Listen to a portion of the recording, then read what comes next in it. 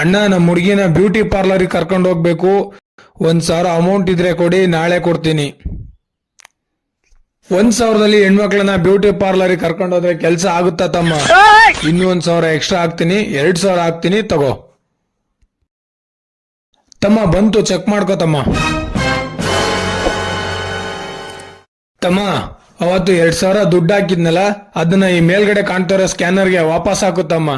ಯಾಕೆ ಅಂದ್ರೆ